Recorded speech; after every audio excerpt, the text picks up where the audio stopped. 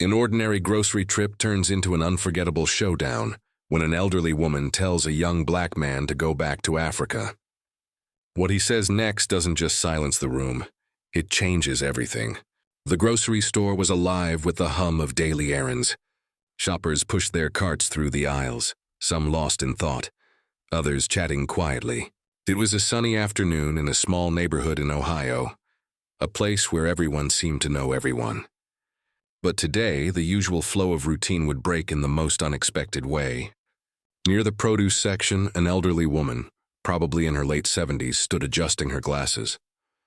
She had an air of impatience, muttering under her breath as she reached for a bag of apples. Her faded cardigan and carefully pinned silver hair gave her an unassuming look. But what followed was anything but. A young black man, tall and dressed casually in a blue hoodie and jeans, approached the same stand, reaching for a bag of oranges nearby. His name was Daryl. He was calm, polite, and seemed to blend effortlessly into the flow of the store. He was texting on his phone while balancing a basket of groceries. When it happened, the elderly woman turned sharply, noticing Daryl's presence, and her expression shifted. It wasn't subtle. Her eyes narrowed and her lips pursed tightly. "You people don't belong here," she said loudly enough for others nearby to hear.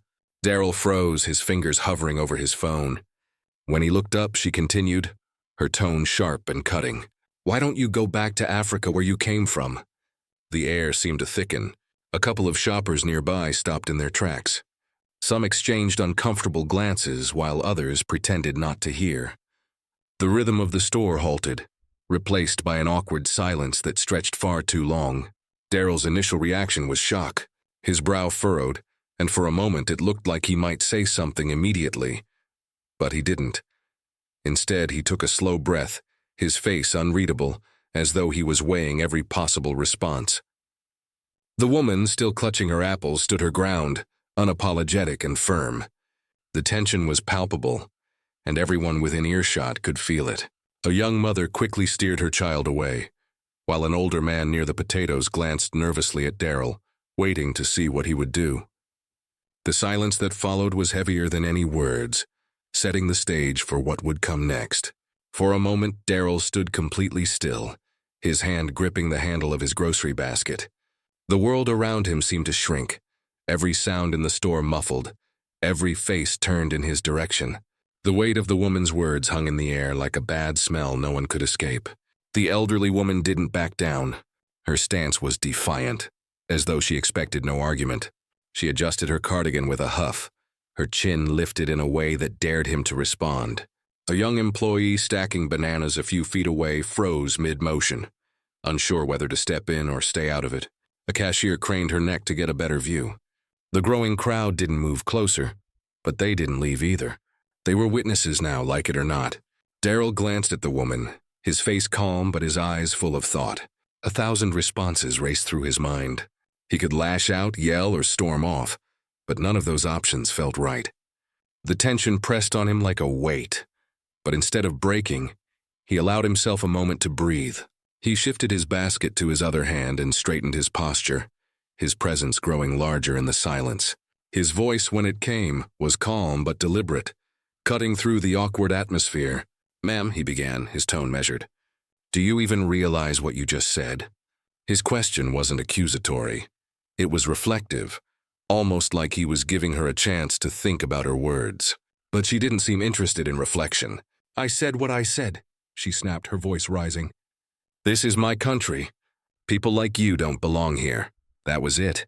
A young woman near the bread aisle gasped audibly, and the quiet murmur of the crowd grew louder. Yet Daryl remained steady. He didn't raise his voice. He didn't take a step closer. Instead, he let the pause stretch, giving her words a chance to settle into the ears of everyone around them. "All right," he said finally, nodding slowly. His calmness was disarming, almost unsettling in its strength. "Let's talk about that since you brought it up." The room held its breath, waiting for his response. The storm was coming, but it wasn't the kind anyone expected. Daryl shifted his weight, setting his basket down on the floor with deliberate care. His calmness felt like gravity, pulling everyone closer, even those pretending not to listen. He fixed his gaze on the elderly woman, not with anger, but with a kind of quiet determination that made her shift uncomfortably. "You said I don't belong here," he began, his voice steady but firm. "But let me tell you something about where I come from." His words carried weight, each one spoken like it had been carefully chosen. "My great-great-grandfather was born in Mississippi," he said, pausing just enough to let the words sink in. "He was a sharecropper, working land he didn't own, breaking his back so his kids might have a better life. His father, he was a slave, kidnapped, beaten, sold like property. And for what? To help build the very country you're standing in." The woman's lips tightened, but she said nothing. The crowd, however, was transfixed. A man near the dairy section who had been glancing at his phone put it down entirely. An older couple whispered to each other but didn't look away. "My grandfather," Darryl continued, his voice gaining strength, "fought in World War II, fought for a country that sent him overseas to risk his life, only to treat him like dirt when he came back. Couldn't sit at the same counters, couldn't drink from the same fountains, but he stayed. You know why? Because he believed in this country's promise, even when it didn't believe in him." A hush fell over the room. Even the hum of the refrigerators seemed quieter now. "And my parents," he went on, his tone softening but losing none of its intensity. "They fought too, not with guns or fists, but by working every day, raising me to believe in kindness, respect, and hard work. My mother's a teacher.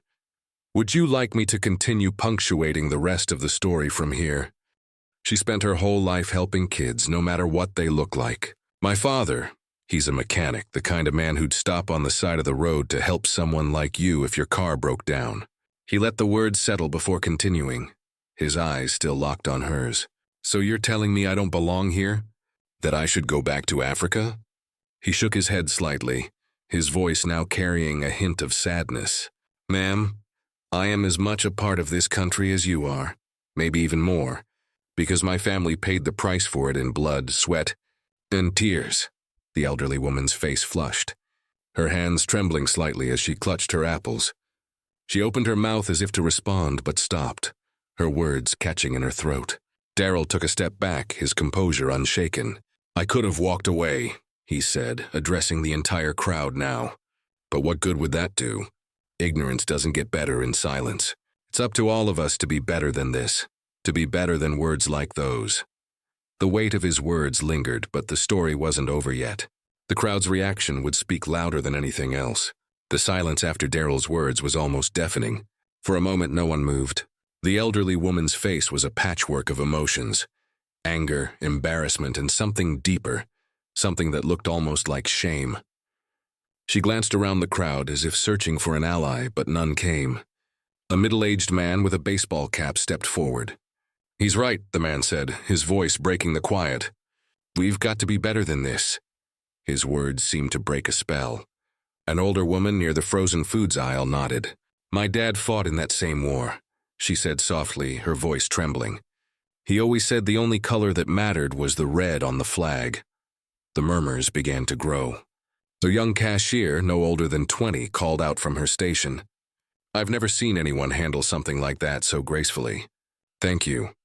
The elderly woman, now visibly flustered, clutched her cart tightly. She didn't apologize, but the fire in her eyes had dimmed.